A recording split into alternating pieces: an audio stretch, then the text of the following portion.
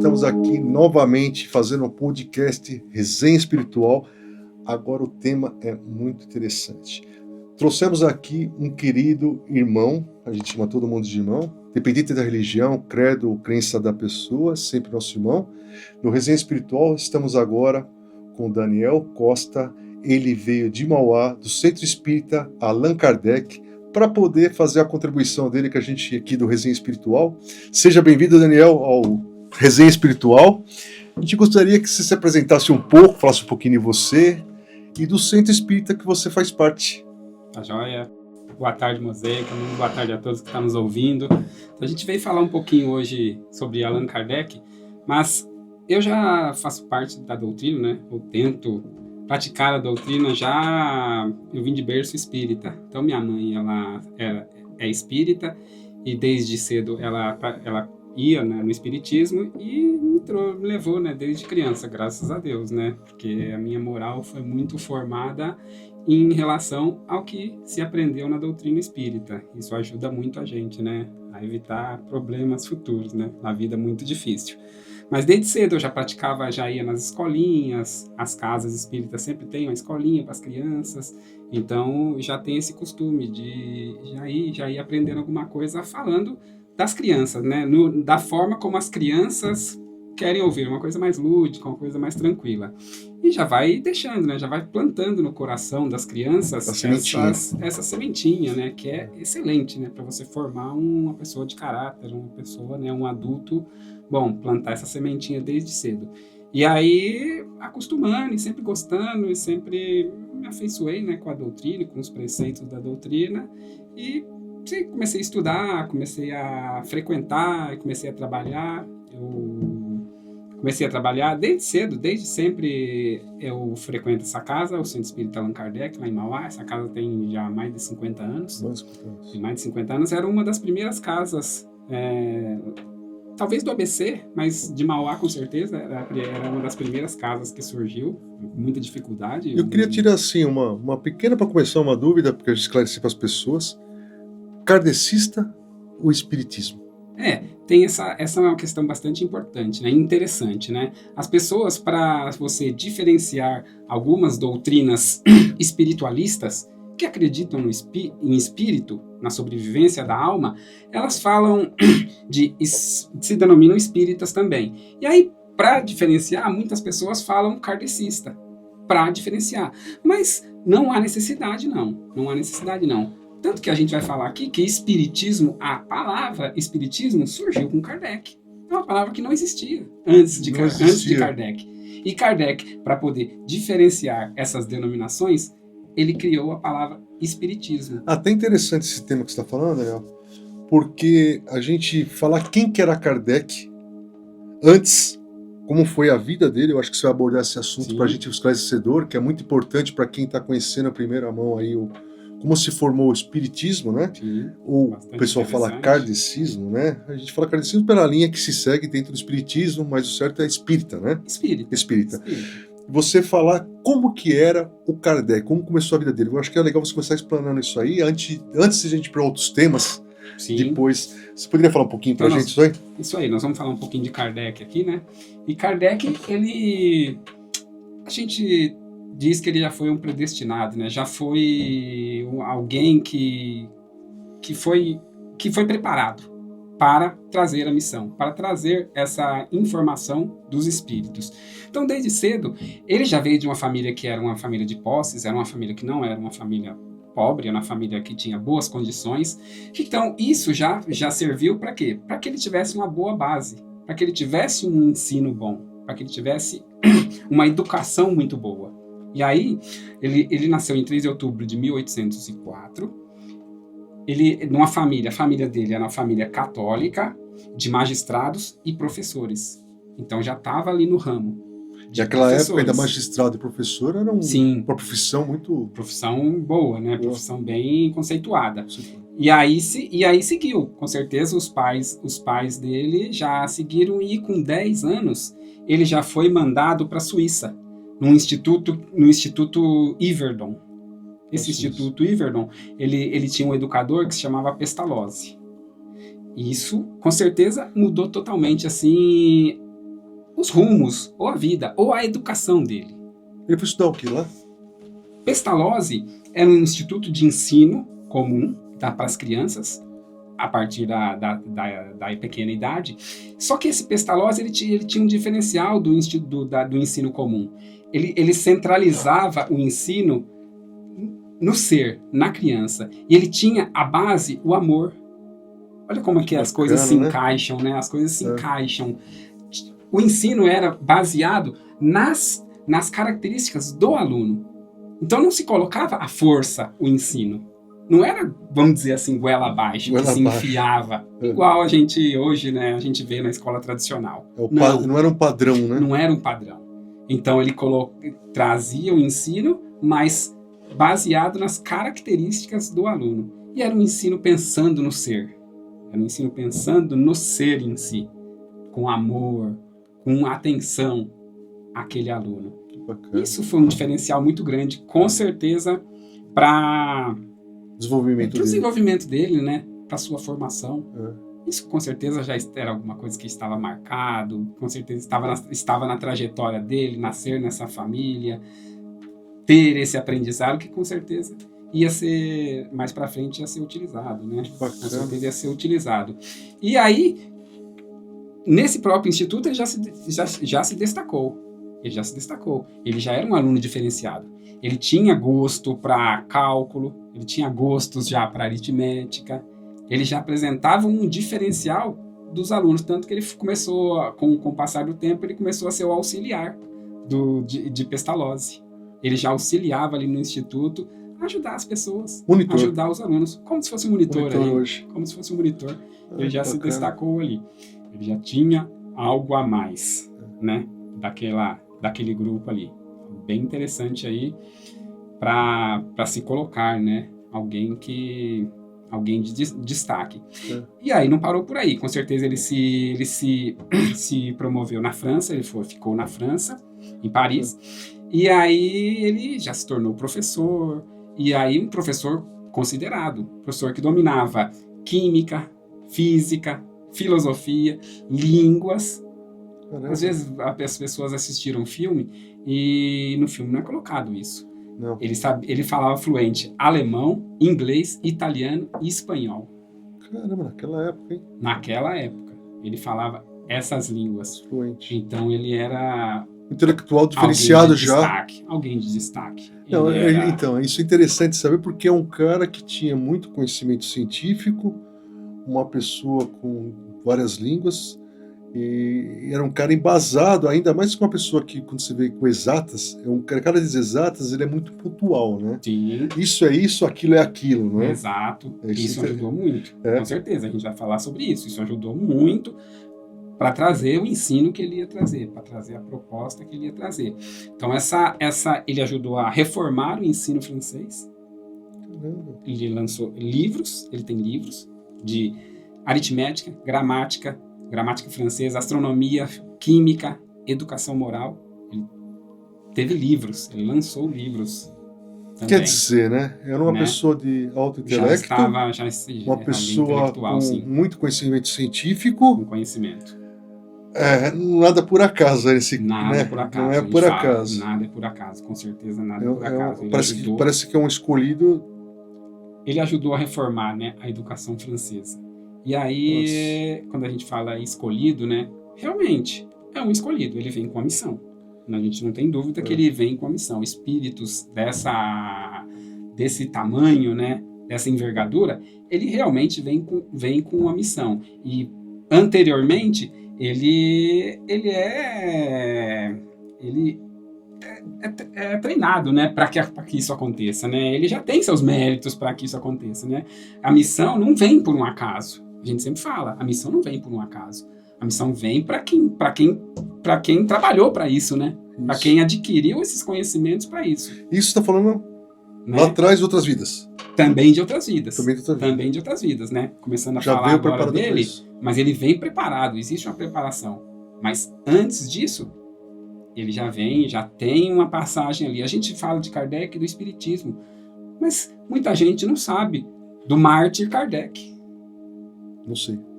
Muita gente não sabe do Mártir Kardec. Minhas aulas particulares aqui ainda não chegou nessa etapa. Exatamente. É natural. O filme não relata isso.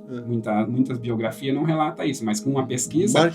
Mártir Kardec. E vou falar por quê do Mártir Kardec. Em uma das suas encarnações, na República Tcheca, ele dizia que não era necessário você ter um intermédio para falar com Deus. Ele já tinha um diferencial, porque muitos queriam manter o poder, e aí falavam, você tem que fazer uma oração para tal pessoa, para o bispo, para o papa, para isso, para poder chegar a Deus. Isso lá no passado.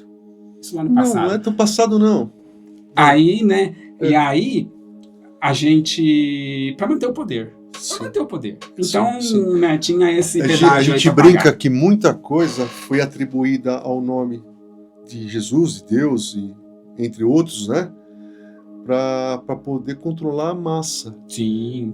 Então eles falavam, se você não fizer isso aqui, Deus vai te castigar. Vai te castigar. A era do castigo, né? A era do castigo, que a gente ainda traz muito isso, né?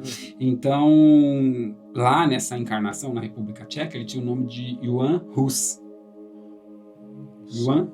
John Hus. E aí, ele dizia que não precisava passar por um ser humano para que chegasse a Deus. Não, você poderia ter esse intercâmbio direto com Deus. É o que a gente mais ou menos tem hoje, um pouco mais, né? Tem pessoas que ainda querem manter o poder aí, manter a dominação, mas hoje a gente tem mais essa liberdade de expressão. Liberdade de pensar. De pensar, né? A gente tem muito a... De questionar. Antigamente os dogmas não deixavam você questionar. Nossa, não questionou? Nenhum. Era fogueira, né? Era fogueira. E aí que tá, porque a gente falou de Jacques de Molay ontem sobre o assunto, foi Jacques de Molay que também foi pra fogueira. Era fogueira. E aí... Era bruxa, era fogueira. Exato, e aí eu trago pra você por que ele foi o Mártir. Os dominadores na época não gostaram disso, de que ele falava que não precisava passar pelas pessoas. E ele foi queimado. E ele foi queimado na fogueira. Caramba! Ele foi queimado. E no momento derradeiro, que ele estava na fogueira... Uma ideia, desculpa, eu até não sei se você estudou sobre isso, mas que século a gente está falando isso aqui? Ele nasceu no século XIX, 1805. Que século será que foi? São duas encarnações anteriores. Século 15 por aí, 14. Por aí, 15. Preciso confirmar isso daí, mas alguns séculos anteriores, né? E aí, no momento derradeiro, ele fala: hoje vocês queimam o pato, mas chegará o dia em que o cisne branco voará mais alto que irá se livrar das labaredas da fogueira. Ele já falava isso na encarnação anterior, que o cisne branco se livrará das labaredas da fogueira. Ele já sabia que... Interpretando tudo isso, que era? Ele já tinha essa... Cisne branco, o que é o cisne branco? Era a luz. A luz. Era o amor. Era a verdade. Ele já tinha isso no seu coração, que chegaria um dia que não seria necessário essa prisão. Sim. A época da liberdade. Da liberdade. Bacana. Ele já tinha isso no seu coração, ele já tinha convicção. Olha, encarnação anterior. Ele já tinha convicção que isso era uma poderia passagem... chegar a Deus. Que bacana isso aí. Então, por isso que a gente fala, né? E o despertar dele... Que é um predestinado. Daniel, na encarnação já como Kardec, ele enfrentou, com certeza, muitas barreiras ainda, porque estamos falando em 1805, o nascimento dele, em torno de... Sim. O Espiritismo, ele foi... a data inicial do primeiro livro do Espiritismo que ele escreveu... 18 de abril de 1857. O lançamento do Livro dos Espíritos. 57. Isso. Ele nasceu em 1805, 52 anos depois, ele fez o primeiro livro dele. Exato. Ele lançou esse primeiro livro. Mas antes disso, né, claro, né, ele começou a ter contato com algo que estava meio estranho, meio que não era comum ali. Mas fala-se que era a invasão organizada dos espíritos. Invasão por quê? Porque os espíritos começaram a se mostrar. Era o momento de aparecer. Era o momento de dar voz aos espíritos desencarnados.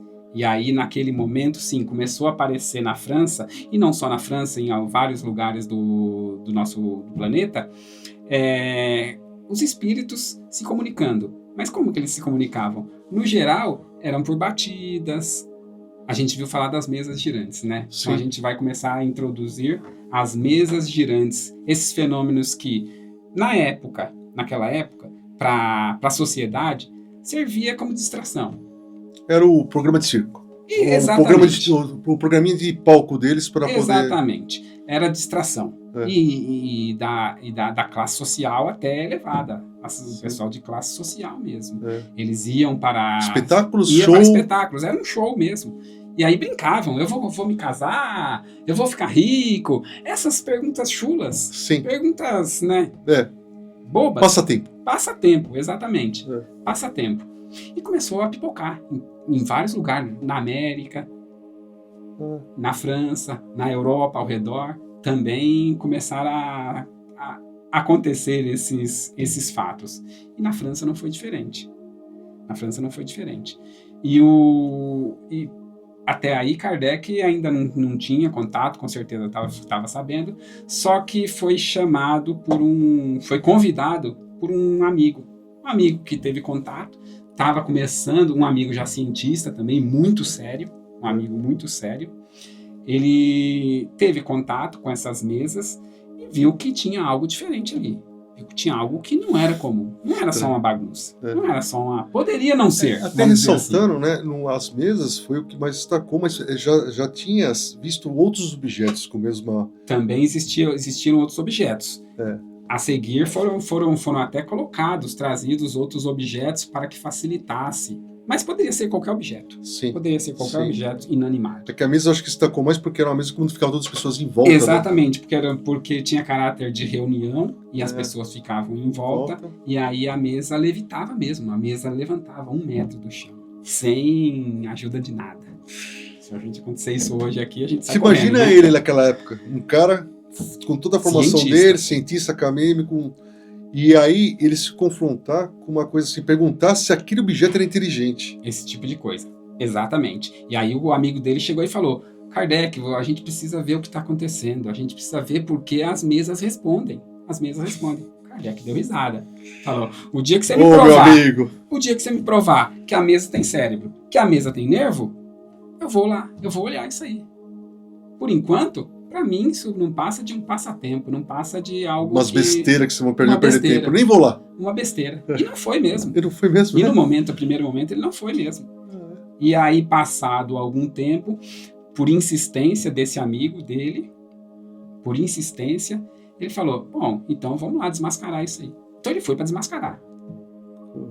Ele foi como cientista que era para desmascarar aquela bagunça, entre aspas. Aquele passatempo. Porque aquilo lá estava mexendo com o amigo dele e falou: não, peraí, já que você está falando tanto, eu vou lá, vou te provar. Eu vou te provar que isso aí não é nada, que tem certeza, não tem nervo, não tem músculo, não tem... Exato. Era um amigo sério. Ele confiava nesse amigo, realmente. E aí ele foi. E aí ele começou a estudar. Ele começou a ver. Tomou choque, né? Ele começou a tentar pegar, né, o que tinha de misticismo ali. Ele falou: deve ter algum mecanismo, uma linha que é amarrada. O que tinha de trapaça. Ele começou a querer pegar, né, o que tinha de trapaça e não conseguiu. Você imagina a cabeça do cara pensando assim, né, meu? Como o cara tá me enganando aqui? Então, é o que a gente faz. Cientista, né? Né? Totalmente ele cético, ainda, né? Ele não era ateu, ele era católico até, né? Ele era católico. Família católica. Mas você imagina um cara lá tentando olhar aqui no objeto e falar: por que esse objeto tá mexendo? Por que tá fazendo isso? Tentando desvendar. Falou: uma hora eu vou achar. Esse cara que fez isso aqui é muito inteligente, mas vamos pegar. Eu vou achar. E a gente pega fatos no filme também que a gente vê. Muita gente viu o filme, né? É interessante, que relata bem, né, a vida dele, né? Kardec. O filme de Kardec, da vida de Kardec. Passou no cinema, nem tem tanto tempo. É interessante até para quem quer conhecer, ver o filme que relata até com boa precisão quem foi Kardec. E aí no filme passa mesmo, ele procurando na mesa, ele indo antes do evento, ele indo no teatro, ele indo nos locais antes do evento, para poder ver lá se tinha alguma coisa, mexendo no chão, abrindo o alçapão ali, vendo se tinha alguém por detrás ali, para poder pegar alguma coisa. E realmente não encontrou. O que ele viu foi as mesas que realmente respondiam. As mesas que realmente respondiam indagações. Caramba. Realmente respondiam indagações com batidas. E aí, no geral, era para perguntas que começaram a ser mais formuladas, tirando o sim e não, mas que precisasse formar uma frase, eles colocavam batidas as letras do alfabeto. Uma batida, o A. Duas batidas, o B. E aí, no começo, com muita dificuldade, mas iam se formando palavras e frases. Caramba.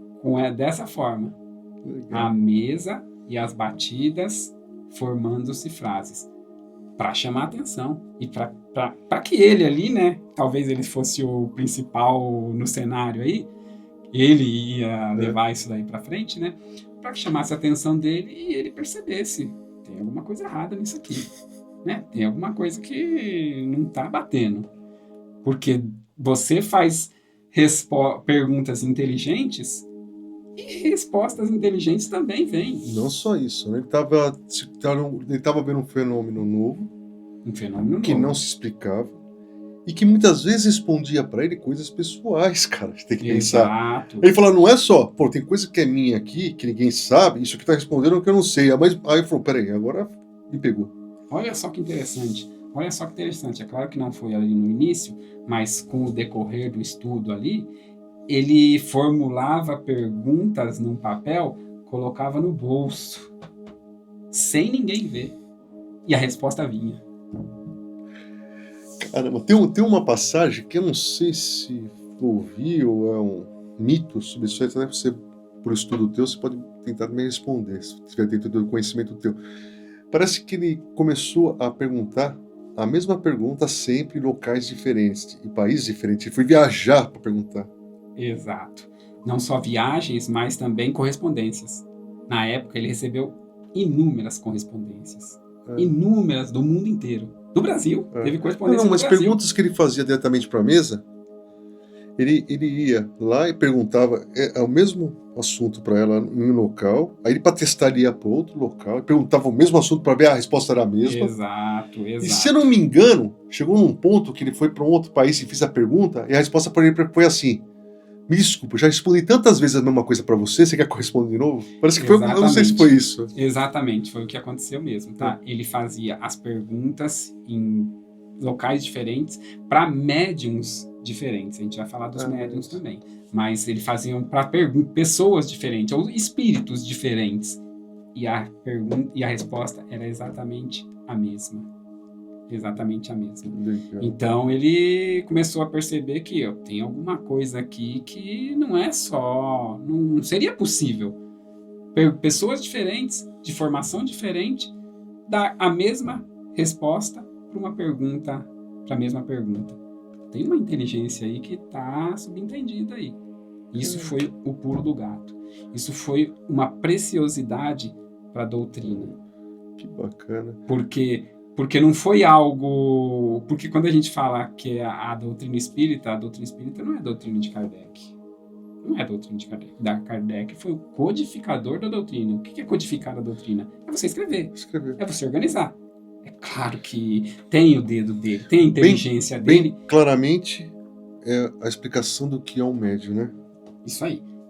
No caso Kardec, ele foi o codificador. Ele colocou na ordem as perguntas, ele fez questionamentos de extrema inteligência, e aí precisou sim da inteligência dele, aquela formação que a gente falou anteriormente, com certeza foi muito usado ali na frente. Com certeza essa formação foi essencial para que ele pudesse fazer as perguntas certas e aí pudesse colocar na ordem certa essas perguntas para que tivesse uma didática. E aí isso contou muito para a doutrina. Contou muito para a doutrina. Quer dizer, assim, a parte espiritual teve que ter uma ferramenta, né, que seria ele o codificador da doutrina espírita. Exatamente. Com uma qualificação à altura para que pudesse fazer desenvolver a decodificação de uma forma que fosse a melhor forma para poder passar para outras pessoas. Então ele tinha que ter um cara preparado que nem ele. Com né? certeza, tinha que ter uma didática. É uma didática fantástica. Nada mais como um É professor. uma didática fantástica. O Pentateuco da doutrina espírita, que a gente vai falar aqui, mas existe uma didática ali naquelas obras. Existe um começo, meio e fim ali. Caramba. Então esse contato foi bastante interessante e essa formação dele fez muita diferença. Fez muita diferença. A parte científica dele fez muita diferença, porque o método que ele utilizou, ele utilizou um método já conhecido pela comunidade científica, que era testar e, de acordo com a resposta, ele chegava a conclusões. De acordo com a resposta, ele chegava às conclusões. Era um método analítico. E não era só um teste, porque o método analítico são testes atrás de testes. Exato. Né? Métodos... Não é aquele que sim, vamos tentar, isso aqui deu, não. Exato. Testes atrás de testes. A gente fala que a lâmpada, né, precisou de 1000 testes para que chegasse em uma. Esse era um cientista. Um método analítico. Ele analisava e aí chegava às conclusões. A partir dessas análises, foi o método usado por Kardec. Ele tinha a comunicação ali, e aí ele, analisando essas comunicações, se fizesse sentido, ele adotava aquilo como algo que poderia ser passado para frente. E aí o pessoal fala, né? Essa parte também é muito importante de Kardec, né? Todos que conviveram com ele falam que ele era o bom senso em pessoa. O que é ser o bom senso em pessoa? Com o decorrer do estudo, ele começou a perceber que quem se comunicavam nada mais eram do que pessoas que já tinham partido para o mundo espiritual. Ele começou a ver. Ele começou a perceber. Nem existia essa palavra, essa questão de espíritos ainda. Não se falava em espíritos. Sim. Não falava de reencarnação ainda, né? Não se falava em reencarnação. Até espírito podia falar, né? Espírito do bem, espírito do mal, mas dessa forma não. Dessa forma não. Não se falava ainda. Falava em algo diabólico, quando tinha essas que sempre teve. Não é propriedade da doutrina a comunicação com o mundo espiritual. Até esclarecendo um pouquinho, sempre teve. A coisa diabólica na parte espiritual, a gente até brinca que não existe espíritos ruins. Existem espíritos em evolução. Evolução pouco esclarecido. Pouco esclarecido. É como a gente brinca na questão, o que é o escuro? É a ausência de luz. E o espírito que a gente fala diabólico assim, generalizando, na vulgar, são espíritos que ainda estão em evolução, assim como nós, e que não sabem quanto que é bom fazer o bem. Exato, né? Até chegar na evolução. Exato, com certeza. E aí ele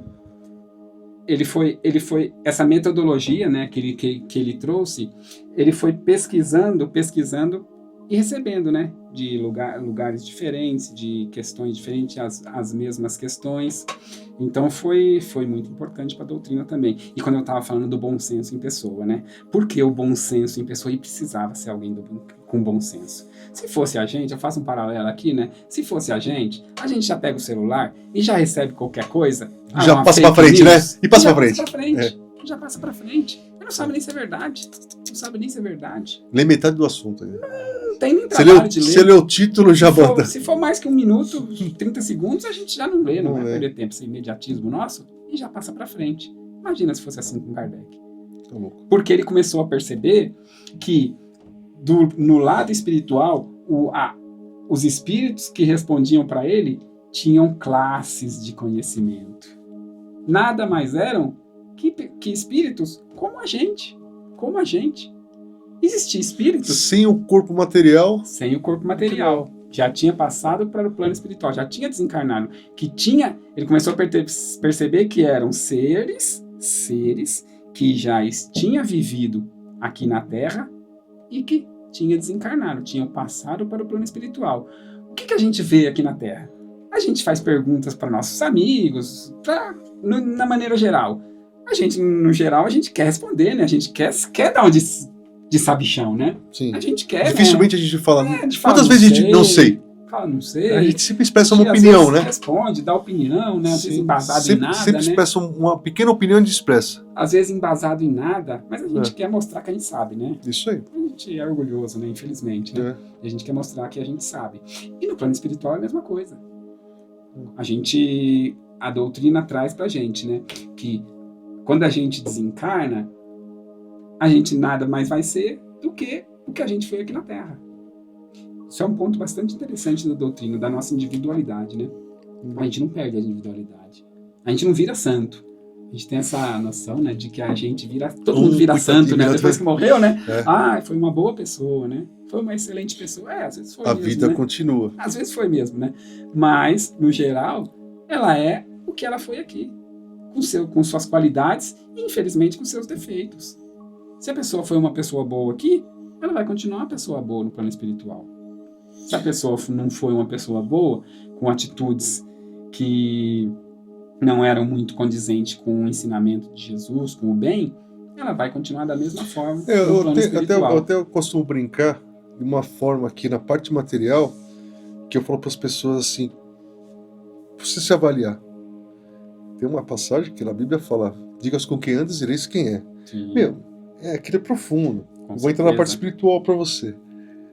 O cara que gosta de rock and roll anda com um cara que gosta de axé, pagode? Não, né? É difícil, né? Não anda, né? Não. O cara que gosta de beber muito, ele anda com o cara que não bebe? Anda com sua tribo, né? Anda com sua tribo. Então a gente vê essa na parte nossa aqui, na Terra, a parte física, né? Que a gente vive hoje, que a gente se agrupa com pessoas semelhantes a nós. Semelhante a nós, com certeza. Aí eu entendo também, se me corrija se estiver errado, quando a gente parte, a gente vai ter que ser adequado na parte espiritual, onde a gente estava classificado aqui. Exato. Exatamente assim. A gente vai para onde o nosso pensamento está. A gente vai aonde a gente estava acostumado, da forma como a gente estava acostumado a viver aqui. Não tenho dúvida. E aí Kardec percebeu isso. Kardec percebeu nas suas comunicações que ele estava lidando com seres que partiram, mas que poderiam ser inteligentes ou nem tanto inteligentes. Poderiam ser brincalhões, poderiam ser pseudo-sábios, que achava que é sábio, mas não é nada, um pouco da gente. Que achava que conhecia, mas às vezes não conhecia. Então, ao primeiro momento você vê engraçado, você está comentando, né? O Kardec, ele era médium. Então, nós vamos chegar nisso daí, tá? Kardec não era médium. Na verdade, todos são médium, mas ele não tinha... Exatamente. Na verdade, todos são médium, mas ele não tinha... A mediunidade ostensiva. Ostensiva, isso é legal. A palavra é ostensiva. Então, ele se utilizou de médiums para as comunicações, mas ele em si não era um médium ostensivo. A gente vê a importância dele. Exatamente. Isso é muito importante. Que fantástico. Isso é muito importante. Por quê? Porque ele não colocava coisa dele. Se ele fosse o codificador, se ele fosse o médium, ele ia colocar coisas de si, do seu pensamento, do seu intelecto, e aí poderia contaminar a doutrina. Não só isso, e te mostra uma coisa, pensando bem aqui, Dani. Você vê como que cada pessoa tem sua importância aqui no mundo. Você viu? A gente sempre fala, o cara é um médium de psicografia, como ele é importante. Ele é um médium de cura, como ele é importante. Sim. Kardec não tinha essa mediunidade ostensiva. E aí ele trabalhou numa outra forma, que ele escreveu um livro. Com certeza. Foi o predestinado ali, né? Então, voltando um pouquinho, como ele descobriu que ele tinha espíritos, né, os seres na época lá, e nem se falava em espírito, mas tinha seres que tinham graus de evolução e de conhecimento, ele não trazia a informação e já soltava a informação, como a gente faz hoje no celular, na internet. Ele falou, toma cuidado que pode estar usando ele de uma forma errada. Por isso ele era bom senso em pessoa. Ele analisava primeiro as questões e as respostas, ele via se tinha sentido, ele confrontava com a razão, separou quem que estava mandando primeiro, né? Com a ciência, com a evolução da ciência, com a razão para poder criar a doutrina, poder codificar ali tudo que foi trazido. Então isso foi muito importante, porque se ele colocasse qualquer coisa e algo ali na frente fosse desmentido, fosse Caía algo que tudo caía por terra. terra. Exato. São 5 livros. São muitas informações. 5 livros básicos, porque a gente tem revista espírita. Tem a revista espírita, que desde que ele começou, que ele lançou o Livro dos Espíritos, até o seu desencarne, inclusive tinha revista espírita que foi lançada depois dele desencarnar, porque já estava pronta. Já estava pronta para ser lançada no próximo mês, e aí foi lançada depois do desencarne dele. O desencarne dele foi rápido, 65 anos. São muitas, 69 anos. 69 anos. São muitas informações que foram trazidas. E aí imagina só, traz uma informação hoje em um livro mesmo, e aí no outro livro você desmente, ou alguma informação que não condiz. Caramba. A gente está com mais de 160 anos de doutrina espírita e nenhuma informação foi desmentida. Nenhuma informação. A ciência trouxe algo que falasse que não é verdade o que foi trazido. Caramba. Sim, Kardec, no seu conhecimento e como cientista, ele trouxe sim a informação. Se algum dia a ciência trouxer algo que vai contra a doutrina espírita, que está em desacordo com a doutrina espírita, ele falou, fica com a ciência. Ele falou, fique com a ciência, se a ciência provar algo. Caramba. Mas ele já sabia que isso não ia acontecer. Muito pelo contrário. Ele sabia que a ciência, que a evolução da ciência ia só reforçar todos esses ensinamentos. É o que está com muitas. E é o que está acontecendo hoje, né? É o que tá acontecendo. Você vê que cientistas estão começando a ceder pro lado de falar tem fundamentos. Exato, é o que está acontecendo. A gente fala da mente, a gente fala de como o organismo nosso reage ao nosso pensamento, a qualidade do nosso pensamento. Já trazia isso. A doutrina já trazia isso. Para pensar positivo, para se conectar com coisas boas. E hoje a ciência traz, a ciência médica. Quantos e quantos médicos hoje? Existe a AME, a Associação Médico Espírita. São diversos médicos que têm uma instituição que faz essa relação com a medicina e com o espiritismo. Você imagina, né? Se o médico falasse de espiritismo, vamos falar 50 anos atrás. Na época, né? Não, meio século atrás, 50 já era uma 50, loucura, né? Hoje está começando a abrir, né? Com certeza, já tem universidades que E fazem muitos esses médicos estudos. famosos que estão em centro espírita estão frequentando. Por que estão frequentando? Exato. Já tem universidades que fazem estudos do passe, qual o benefício, estudos de uma oração, estudos de uma oração também, estudos que um grupo de pacientes em um hospital, ele recebia orações de um grupo de pessoas e outro grupo não. E percebeu-se que essas pessoas que estavam recebendo orações, eles tinham melhoras. Tem dois casos que me lembro famosos que me chamam a atenção. E um deles foi em Los Angeles, Estados Unidos, em 1984. E a criminalidade em Los Angeles estava no auge dela. Tudo estourando assim, a criminalidade estava no auge. E aí foi um grupo, centenário, 100 pessoas, 200 pessoas, eu não lembro qual era o número, chegaram até aquele local e comentou que iria fazer oração. O delegado deu risada e falou, mas nem que neve 1,5 metro nesse verão aqui, vocês vão resolver com oração isso. E aí o cara ficou abismado porque caiu o índice com aquele grupo de oração muito forte. Aí teve um embasamento científico, esse é muito conhecido, você vai lembrar, que não lembro dos nomes do japonês, que ele começou a pegar garrafas de água. Você lembra disso aí, Dani? Sim. Pegou garrafa de água e ele colocava numa igreja, mandava fazer oração, a água lá, que a gente vai falar depois, fluidificação da água, isso é outro assunto. Aí ele pegava, punha água dentro do presídio, punha água dentro de uma escolinha e foi distribuindo. Bom, conforme foi distribuindo, a gente pode até abordar um dia o assunto, isso aqui é muito interessante esse assunto. E aí ele pegou e viu que tirou aquelas águas de lá, mandou congelar, e ele fatiou aquelas águas em fatias bem pequenas para poder tirar fotos. Isso. E quando ele tirou fotos, ele viu uma coisa absurda, Beleza. que a formação era tão linda, tão uniforme nos lugares que estavam tendo oração, naquela vibração que refletiu na água, Exato. que mostrava uma qualidade diferente. Os lugares que ele pegava água que tinha ódio, negócio, isso cientificamente, tá? Exato. Então não tá falando Ele analisou no Ele microscópio, tirando fotos lá, Aí ele começou a olhar assim, lugares que a água tinha ódio, sei lá, e aí aquilo tudo tava turvo. Disforme. Aí você imagina só. Com certeza. Me corrija também de novo. Da água. Quantos por cento do nosso corpo é formado de água? 75%, se não me engano? 70, 75%. Bastante. Talvez mais que isso. Nosso corpo. Você imagina o quanto a gente pode ser influenciado por isso tudo. O quanto de mal, né? Ou bem que a gente pode fazer para nós. Fazer mesmo. Na forma do nosso pensamento. Na forma do pensamento. Então a ciência já veio trazer essas questões. A ciência veio provar, a física quântica veio provar. A gente fala muito de física quântica. Fala-se muito em física quântica na doutrina espírita. Do nosso pensamento. Manter um bom pensamento. A transmissão de energia. Quando a gente fala do passe, nada mais é que transmissão de energia.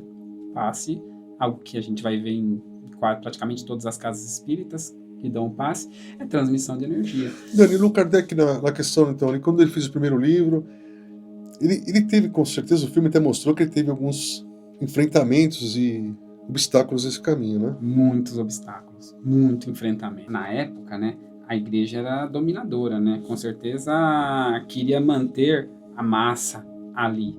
E aí muitos foram contra ele, muitos foram contra essas ideias de espírito, de mistificação. Então ele foi muito perseguido. Amigos dele mesmo, amigos da sociedade onde ele frequentava, da academia de letras que ele frequentava, que eram amigos caros ali, pela frente dele, falavam bem, mas por trás estavam sempre apunhalando ele. Caramba. Ele teve muitos problemas com isso, sim. Ele teve muitos problemas porque ele trazia algo que ia reformar totalmente. Ele trazia algo... Quebrava o dogma da igreja. Totalmente novo. Ele trazia algo totalmente novo. Conceitos como reencarnação. Caramba. Um conceito totalmente novo para a igreja, que era a igreja dominadora na Europa. Então... E contestava um poder enorme que era a igreja. Só de contestar isso já estava com problema, né? Contestava esse poder. Trazia informações para reformar esse intercâmbio do mundo corpóreo com o mundo espiritual. Chegou a ter acho que, não sei se mostrou que queimaram os livros dele, proibiram os livros, como foi? Exatamente, o Alto de Barcelona. Essa é uma história muito interessante e quase até emocionante, né? Por quê? Porque os livros, eles iam sair da França e ia para a Espanha. Eles iam ser vendidos na Espanha, né? Ou distribuídos na Espanha, né? E aí foram feitos vários livros após o lançamento, após o Livro dos Espíritos, né? O lançamento do Livro dos Espíritos. Iam ser vendidos na Espanha. E aí, o poder, a igreja, apreendeu esses livros. Não foi com certeza com o apoio ali da governança. Apreenderam os livros e foram queimar os livros. Antes disso, o Kardec tentou, sim, ficou muito mal, ficou muito, vamos dizer assim, nervoso. A gente vê isso no filme. Ele ficou muito desconsolado, falou, acabou a doutrina, porque pegaram inúmeros livros, ele tinha muita dificuldade de conseguir fundos para poder lançar os livros, e aí apreenderam esses livros. Era uma importância muito grande. Ele tentou intervir na governança, mas sem sucesso, com certeza, a igreja tinha o seu poder ali, e foi queimado. E aí ele ficou desconsolado, ele ficou muito triste, ele falou, acabou a doutrina, acabou, não tem mais o que fazer. Essa base foi. Como que superou isso? E aí veio a comunicação dos espíritos. Eles podem queimar os livros, mas jamais a ideia. Jamais a ideia, porque a ideia não está em uma pessoa, a ideia é dos espíritos. E aí, sem ele saber, talvez até, isso aconteceu e serviu de, vamos dizer, marketing, vamos dizer assim. Atenção, se estão queimando isso, a gente quer saber por quê. Tem alguma coisa errada. Alguma coisa estranha aí. Nada errado, Se tudo é estão perfeito. queimando isso, é porque algo tem. Chamou a atenção de todo mundo. Que gerou maior... Aí gerou aquele furor ali Furor. das pessoas para poder ir atrás, para ver o que estava queimando. Como se E diz, foi o maior marketing da como foi se doutrina. diz, a gente sabe o que vai acontecer, deixa acontecer que vai ser bom. Deixa acontecer. Quando você acha que é ruim, a gente estamos trabalhando, calma aí, né? É incrível, né? Porque assim, quando a gente acha que é ruim, e na nossa vida bastante coisa acontece assim, né? A maioria, vamos dizer assim, né? Que quando você acha que é ruim, é algo de muito bom que vai acontecer. Eu brinco com o pessoal e falo assim, pessoal, a gente sai, pum, furou meu pneu, vou chegar atrasado. Aí Deus deve olhar assim pra baixo e fazer assim, Dani, ai, pequeno ser, né? Tão idiota. Tô tentando salvar a tua vida, furei teu pneu pra você não chegar na esquina, bater teu carro, pra tua vida. Tô fazendo esse livramento, né, como diz o pessoal, né? Tá livrando e aí, nessa forma, acho que Kardec falou assim, agora acabou tudo, cansei, os caras, calma que vai vir ainda a resposta para você. Mas a nossa mentalidade, né? Imediatista, pequena. E aí ele retomou a fazer os livros depois. E aí retomou a fazer os livros. Então, 18 de abril de 1857, lançou o Livro dos Espíritos. É a base da doutrina, vamos dizer assim, o lançamento da doutrina. Data de 18 de abril de 1857. E a partir daí, ele lançou os outros livros, né? O Livro dos Médiuns, em 1861. O Livro dos Médiuns trata realmente com um estudo mais aprofundado desse intercâmbio. Então ele trata, para quem quiser estudar, é um livro bastante interessante, porque ele vai trazer como acontece esse intercâmbio. Qual que são as energias que estão envolvidas ali? Cronologia dos livros do Kardec. Primeiro livro? Livro dos Espíritos, 1857. Assunto? Isso aí. E aí o Livro dos Espíritos traz a base. É um livro de perguntas e respostas. Primeiro, ele veio com 500 perguntas, um pouco mais de 500 perguntas, e aí uma segunda edição ele veio acima de 1081, se não me engano, mais de 1000 perguntas. Segundo livro? Então ele traz, e o Livro dos Espíritos, só voltando, ele traz a base da doutrina, a base de todos os outros livros, que traz as leis morais, traz a parte religiosa e traz a parte filosófica da doutrina espírita. A doutrina espírita é baseada nesses três pilares, religião, filosofia e ciência. Então, esses são os 3 pilares da doutrina. Aula particular. Então, é bastante importante. A partir daí, 1861, Livro dos Médiuns, que ele traz como é que funciona esse intercâmbio com o mundo espiritual. Quais são as energias? O que você precisa? Quais são os tipos de médiuns?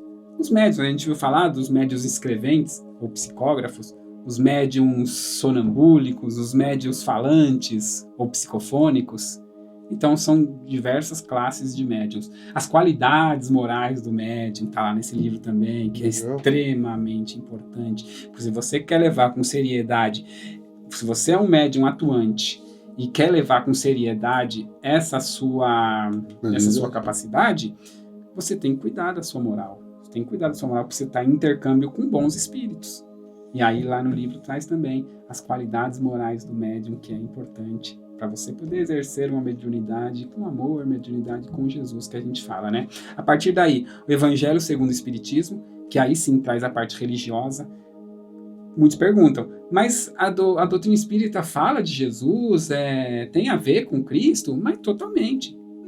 Só pegar o Evangelho segundo o Espiritismo, que vai trazer lá várias passagens da vida de Cristo, dos seus ensinamentos, mas explicados pelos Espíritos. Então, coisa que Jesus falou por parábolas não era o acontecimento. Parábola não aconteceu. São histórias. Historinhas que a gente conta para as crianças. Jesus estava contando histórias. Essas eram as parábolas. Só que muita coisa ficava e na época o pessoal não entendia. Natural. Na época não entendia. E aí o Espiritismo veio, os Espíritos vieram e explicavam o que estavam querendo dizer naquelas parábolas. Qual que era o ensinamento que estava sendo trazido ali naquelas parábolas? Isso vai ter assunto para bastante assunto aí depois do podcast. Bastante assunto. O primeiro livro falava, o segundo, o terceiro, o quarto. Exato, dá para falar bastante. Cada livro não vai dar tempo para fazer tudo. Terceiro livro? Fácil. E aí, terceiro livro, Evangelho segundo o Espiritismo, a parte religiosa. O quarto livro, O Céu e o Inferno. Ele analisa a justiça divina, quando a gente fala dos castigos, quando a gente fala das punições, céu e inferno, traz pra gente. Esse é um tema polêmico Eu quero tratar num podcast com você. Também a gente pode tratar Pra gente aí, conversar, bem interessante, bem polêmico porque também. até eu falo céu e inferno, os castigos de... Exato, castigos, as eu sempre brinco com o penas. pessoal, falo pro pessoal assim, eu não acredito em castigo divino, porque Deus é tão perdoso, tão Exato. bom. Então, falando do céu e inferno, né, sobre a justiça divina e as penas e recompensas futuras, o porquê do sofrimento, tudo traz no Isso é livro Céu e interessantíssimo. Inferno. E a Gênese, a origem dos mundos, os milagres de Jesus na visão da doutrina espírita. Então, é um livro mais científico, é um livro que precisa estudar um pouco mais, mas ele é bastante interessante, bastante aprofundado. Então, milagres, as predições, se existe mesmo essas predições que a gente ouve falar aí do futuro, o que vai acontecer. Então, tá muito nesse livro da Gênese aí. Então, são esses 5 livros. Quando a gente fala do Pentateuco kardeciano, é Livro dos Espíritos, 1857, Livro dos Médiuns, 1861, Evangelho segundo o Espiritismo, 1864, Céu e Inferno, 1865 e Gênese, 1868. Eu fico pensando assim, que eu sempre tenho um cara que eu conheço há tanto tempo, e eu fico explorando ele, meu, com tanto conhecimento, fala tão pouco, ainda bem que eu tô sendo aqui. Né? Cara, eu tô aprendendo a ter uma aula aqui maravilhosa. Não, Dani, tô falando pra você assim, até uma conversa formal. Não, aprendi um com o outro, não. Tenho muito que aprender com você, tô aqui assistindo babana, porque você tem muito conhecimento pra dar. Não é só isso, pra explorar. Mas é gostoso, né? Esse conhecimento que acho que o centro lá, Kardec, lá, ele tem um número de pessoas que você divulga esse conhecimento teu. Aqui a gente vai abrir mais isso aí, porque as pessoas merecem conhecer mais sobre esse assunto. Com certeza. E eu não quero te cortar o assunto, mas a gente vai ter que gravar mais coisas ainda, porque tem muito mais coisa. Sim. Mas eu queria que você finalizasse a parte do Kardec, falando assim, quando ele, todas as passagens, se você quiser finalizar com que foi o desenrolar então final. Ele, em 1858, ele fundou a Sociedade Parisiense de Estudos Espíritas, já era algo já bem formulado para estudar. Repete o nome? Mesmo, Sociedade Parisiense de Estudos Espíritas. Parisiense de Paris mesmo, Parisiense de Estudos Espíritas, que era primeiro centro espírita. É o primeiro centro espírita, vamos dizer assim, né? Ali sim eles estudavam seriamente. Ainda hoje? Seriamente. A sociedade eu não tenho certeza se existe ainda, tá? Mas era ali para estudar a doutrina mesmo, tá? E aí pessoas renomadas do convívio dele que estavam ali para debater, para conversar. E a Revista Espírita, como eu falei da Revista Espírita aqui, né? Então até eles todo mês saía uma edição da Revista Espírita, com cartas que ele recebia, com questões que ele recebia, mas não estava no livro, ele tinha esse intercâmbio com a doutrina, com os espíritos, com os médiuns ali, mas nem tudo ia para os livros, era muita coisa, era muita carta que ele recebia do mundo inteiro, então muita coisa ele colocava na Revista Espírita. Então sempre, todo mês, tinha uma edição da Revista Espírita até 1859, 1869, que foi quando ele desencarnou, tinha essa revista também. Então foi bastante interessante, né? O lançamento do Evangelho segundo o Espiritismo, ele foi solicitado que ele desse uma parada, 1864, foi solicitado pelos espíritos. Calma, descansa. Descansa. Tá muito pesado para você. Mas naquela época não tinha internet, não tinha computador, não tinha... Era ali na lamparina e na caneta tinteiro. Caramba. Imagina fazer isso aí na lamparina, na caneta tinteiro. A lamparina, aquela fumaça de querosene na sua... E errou, né? Fumaça de querosene. Faz a página de novo. Fumaça de querosene voando ali no seu nariz. Pra poder enxergar. Caramba. À noite, passava noites e noites. Incansáveis. Então, isso consumiu mesmo a sua saúde. Consumiu a sua saúde. Foi algo que ele escolheu. Foi algo que ele tinha essa missão. Mas foi algo que também consumiu ali a sua saúde. Voltando aqui no Livro dos Espíritos, pediram para ele parar, para ele dar um tempo. E aí ele foi para a praia em Saint-Tropez, uma praia da Europa, e para se retirar, né? Ali daquele meio. Ele se retirou? Nada. Lá nesse local ele começou a fazer já o Livro dos Espíritos. Começou a receber e ter esse contato, começou a formular o Livro dos Espíritos ali.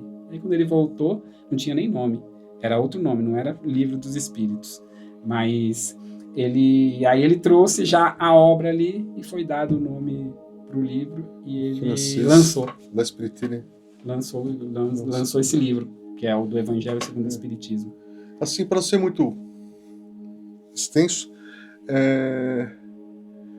A importância de você fazer esse trabalho de divulgação espiritual que você sente, qualquer importância. É isso, né? É extremamente importante, né? A gente tem um pouquinho, né? Um mínimo de conhecimento. A gente é um cisco, né? Como dizia Chico Xavier, né? Você imagina se Chico Xavier se considerava um cisco, né? Imagina a gente. Quem que é a gente, né? Mas é algo que eu gosto, né? Algo que faz bem para mim. É algo que faz muita diferença na minha vida. Muita diferença na relação que eu tenho com as pessoas e principalmente com os problemas, né? A doutrina não tira o problema da gente. Mas você ensina Lê do você engano, agora. né? Se alguém chegar e falar que você vai para a doutrina espírita e seus problemas vão acabar. Muito pelo contrário, né? Às vezes a gente começa a enxergar os problemas, mas enxerga de outra forma.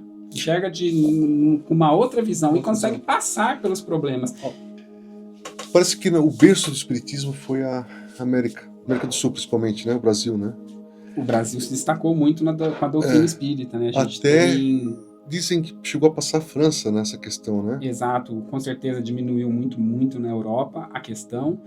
E aí, como a gente teve nomes muito expoentes da doutrina, né? Como Divaldo, como Chico Xavier, né? Sim. Com seus mais de 400 livros aí. Então, a doutrina ficou muito forte no Brasil mesmo. Foi um berço aí que a gente fala, né? Até uma questão de a gente um dia comentar sobre o caso do João de Deus. Que a gente tem um motivo até espiritualmente para comentar isso, né? As pessoas comentam muito do que aconteceu no final dele, mas comentar o começo também é interessante. Um dia a gente pode conversar.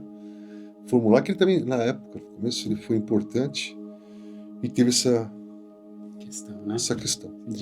Então teve muitas pessoas que se destacaram. Teve bastante gente como que mexia com pintura também, que morava no Ipiranga. Teve muitos. Como que era o nome que ele era? Aquele radialista que trabalhava, que era famoso. Teve muitos expoentes. Que fazia pintura. Não me recordo o nome, mas se chamava Pictografia. Gasparito, a Zíbia Gasparito, o irmão dela, que também era também o. Sim. Esqueci o nome. Mas teve bastante gente aqui, né? Teve muito, né? O berço espírita foi muito amplo aqui no nosso Brasil. Que interessante, né? Bastante interessante. A gente fala que existe até um livro, né? Trazido por Humberto de Campos, psicografado por Chico Xavier, que fala que Brasil, coração do mundo, pátria do Evangelho. E aí traz, né? A missão do Brasil na codificação e na reforma mesmo, né, no bem das pessoas, né? Então esse conhecimento ele é bastante importante, né? O que eu sempre falo, o que eu gosto para mim, eu quero passar para os outros, né? O que é bom para mim, eu não vou posso, né? Não só isso, mim, né? A tua crença fala que isso né? Isso é uma evolução, né? Fazer. A gente trabalha também, é o bem, né? Que a gente pode fazer para os outros, né? A doutrina traz, né? Que fora da caridade não há salvação. Fora da caridade. O que é salvação? O que é salvação? A salvação é o quê? É de nós mesmos, né? A salvação dos nossos defeitos. Não é a salvação que a gente vai pro céu e vai ficar lá ouvindo a harpa lá eternamente. Mas a gente não acredita nisso. É uma evolução, né? Mas é a salvação dos nossos defeitos, dos nossos problemas. Quando a gente conseguir se livrar dos nossos problemas, porque a gente não tá aqui para competir com o próximo. O problema não tá no próximo, o problema tá na gente. Se a gente conseguir lidar com o pseudo-problema do próximo, a gente vai viver em paz. Tem uma passagem que eu brinco também, que eu passei uma vez num centro que eu fui visitar. Aí pediram para mim abrir o centro lá, faz a abertura. E aí, esse aqui é o próximo podcast, eu vou até falar. Isso aqui, a entidade lá que estava lá no centro falou para mim assim: você não pode abrir o outro não, porque não veio ninguém. Eu falei, mas por que não veio ninguém? Ele falou, é bom, porque eu trabalho pouco, você acabou com todo mundo. Por que aconteceu? Chegou na abertura de lá, eu falei para as pessoas assim: hoje esqueça de acusar o chefe que te causa, xingar tua mulher, xingar teu marido, xingar teu filho. Hoje vocês esqueçam de falar dos outros problemas. Hoje você vai ser diferente. Hoje você vai vir aqui e falar: eu estou errado com o meu chefe porque eu chego atrasado e não faço o que ele manda fazer. Eu estou errado com o meu marido porque eu trato ele mal. Eu sou um mau filho, para a gente tentar polir a gente internamente. Porque a gente não veio vir tratar os outros aqui. Se você veio até aqui, veio para tratar você, para você mudar, melhorar. Exato. Você passa a ser o exemplo, né? Você tentar ser o exemplo, né? A partir do exemplo, o que Jesus foi o ser que veio na Terra, e até hoje a gente fala nele e vai continuar falando, porque ele deu exemplo, ele viveu o que ele passava. O mais interessante, hein? Você imagina naquela época, não tinha internet, tudo era longe, não tinha nada. E assim, como é que ele conseguiu fazer? Olha, você pega uma pessoa hoje, que ela tem todos esses recursos que ela tem, e é muito menos falada do que há 2000 e poucos anos atrás. Sim. Ele conseguiu espalhar. Imagina como que o negócio explodiu, Com né? certeza. É um ser de luz, falar. Né? É um ser de luz. Dani, eu acho que a conversa nossa dá para estender mais 1, 2 horas. Bate-papo, esclarecimento foi maravilhoso. Você me surpreende a cada minuto como pessoa, ser humano, como amigo, como irmão, que a gente todos somos, né? Em qualquer crença, religião, credo. Eu com certeza vou querer gravar mais coisas. Quero que você traga mais pessoas que andem com você, porque quem anda com você, com certeza, esse espaço igual você também. Eu que agradeço, né, esse espaço que Mas ainda você não acabou, que proporciona. você me acabou cortando o assunto com a primeira. Então será a primeira pergunta do Livro dos Espíritos. Isso aí. Quem é Deus? E a pergunta é para você. Quem é Deus? Me responda então para mim. Isso. E aí eu pego o gancho de Kardec, né? Kardec, na sua extrema inteligência e bom senso, ele não trouxe quem é Deus. É Kardec, não somos nós, é Kardec. E aí ele pergunta para os espíritos, que é Deus? Que é Deus? Por que é Deus? Qual a diferença de que é Deus e quem é Deus? Porque quando você fala quem é Deus, você começa a personificar, você começa a humanizar. Que é Deus é diferente. É um ser. Subjetivos, algo que é isso? É algo que é Deus. Porque você fala quem é Deus, você personifica, você traz uma pessoa. E aí, quando você traz uma pessoa, você começa a trazer os nossos defeitos para Deus. O Deus que pune, o Deus que castiga, o Deus mau. Olha a diferença. Faz toda a diferença. E aí Kardec trouxe que é Deus. Porque arrepia, vai. Que é Deus. Né? E aí no Livro do Espírito traz, né? Que é a inteligência suprema, causa primária de todas as coisas. E aí nós falamos muito sobre isso. Ele é soberanamente justo e bom. Soberanamente justo e bom. Então a gente começa a desmistificar, começa a pegar o inferno e falar, isso não existe. Eu brinquei numa palestra uns tempos anterior, começa a desempregar todos os funcionários do inferno, né? Porque não existe inferno. Acabou o inferno, matou o inferno. Você sabe que eu estava comentando, em todos os podcasts você veio aqui com uma resposta muito mais objetiva. Mas eu brinco, eu sempre finalizo, Dani, eu falo para as pessoas, eu também ponho minha experiência. Eu falei, Deus é tão maravilhoso, tão supremo, que a gente não consegue dimensionar quanto é bom.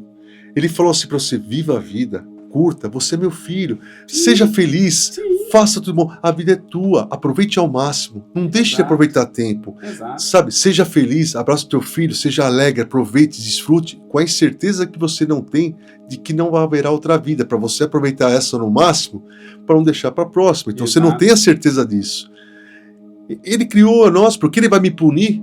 Se ele me criou, se ele pode fazer o ser que ele quiser, em mim ele pode fazer, mas ele é tão pleno que ele falou, eu deixo para você. Ele deixa para nós, o nosso livre-arbítrio. Então ele deixa com o nosso livre-arbítrio para que a gente possa fazer o melhor possível e para que a gente realmente receba tanto o bem que a gente fez e tanto que a gente possa corrigir o mal que a gente fez, né? As atitudes que a gente não teve boa, a gente possa poder fazer de novo, né? Esse é o amor de Deus, né? Deus é esse amor todo aí que a doutrina traz pra gente, né? Esse Deus amoroso, esse Deus que não pune, esse Deus que dá, sim, as ferramentas pra gente fazer o melhor. E se a gente anda fazendo a coisa que não é tão boa, é por falha nossa, é por baixa evolução nossa, que a gente tem muito que aprender ainda. Mas com certeza a gente tem um Deus soberanamente bom, soberanamente justo.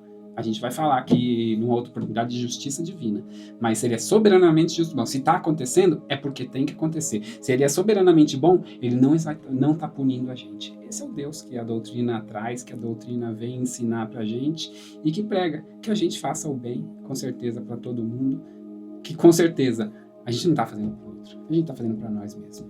A gente está fazendo para a sociedade. Se a gente quer o bem para o próximo, a gente vai fazer uma sociedade boa e a gente vai deixar uma sociedade para nossos filhos bom. Sim. Quer coisa melhor que isso? Dani, conversa fantástica. Boa, né? A gente sentou aqui até para a pessoa, a gente começa a tentar trazer assuntos, elaborar um monte de coisa, vamos perguntar isso, perguntar aquilo, perguntar aquilo. E a gente viu que ainda encurtamos, né? Porque a gente vai resumindo as coisas aqui, muita coisa interessante. Mas, cara, eu acredito que esse trabalho que a gente fez aqui agora vai poder espalhar, Sim. divulgar, esclarecer, ensinar e agregar coisa boa. Eu acho que A maior caridade a que maior se faz com a caridade. doutrina espírita é a sua divulgação. Parabéns, Dani, você. Sucesso enorme para você dentro do né? o Allan Kardec, Centro Espírita Allan Kardec. Segunda-feira Isso aí, segunda-feira eu tô lá à noite. à noite. E quarta e sábado eu tô lá à tarde na aula. E os horários cursos, que trabalham nos lá? cursos. Segunda? Segunda-feira à noite, às 20 horas tem palestra. Terça-feira, às 15 horas tem palestra. Quarta-feira tem cursos. Quinta-feira tem tratamento. E sábado, às 18 horas, tem Endereço do tratamento site, também. alguma coisa que palestra. possa divulgar para o Tem pessoal? site também. Fica em Mauá? SEAC Mauá. SEAC Mauá. SEAC. Centro Espírita Allan Kardec Mauá. Se procurar na internet, com certeza vai encontrar. As pessoas que estão próximas podem se encontrar. Obrigado a todos vocês aí do centro. Allan Kardec, Isso aí. por disponibilidade. Obrigado, Mosaica. Obrigado a todos. Obrigado ao Saulo, que fica nos bastidores aí também. É parte importante desse trabalho. E a gente está disponível aí para aprender um pouco, porque a gente com certeza precisa estudar para falar um pouco e a gente aprende muito. Muito mais sábados a gente vai fazer isso aqui. Com certeza. Dani, muito obrigado. Né? Obrigado. Valeu, cara. Falou. Até Valeu, mais. obrigado.